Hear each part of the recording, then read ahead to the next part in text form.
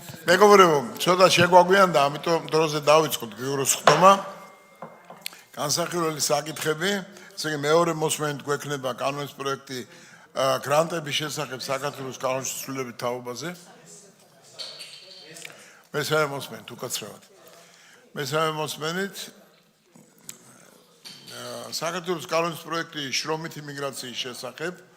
საქართველოს კანონში ცვლილებასთან დაკავშირებით და თანხლები კანონის პროექტი უცხოელთა და მოქალაქეობის არ მქონე პირთა სამართლებრივი მდგომარეობის შესახებ.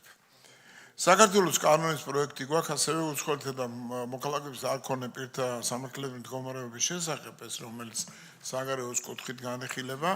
საქართველოს კანონის პროექტი საკონსულო მოსაკრებლის შესახებ იმავე პაკეტშია და მესამე სახელმწიფო ბაჟის შესახებ ეს არის სამ კანონ პროექტიანი პაკეტი და ცნობად ვიღებთ იმას, რომ საქართველოს საგარეო საქმეთა სამინისტრომ მოგვაწოდა ინფორმაცია მიმდინარე წლის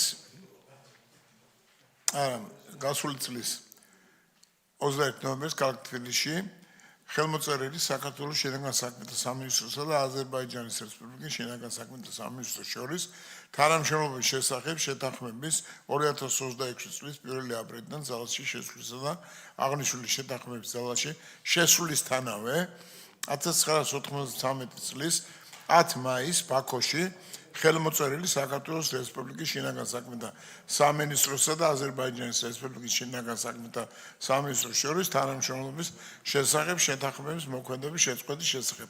ანუ ახალ შეთანხმებას ვიღებ და ავტომატურად უქმდება ძველი შეთანხმება, რასაც ცნობად ვიღებთ. ეხლა აქედან დავიზროთ პირდაპირ სხდომათა დარბაზში. სხდომა დამთავრებულია.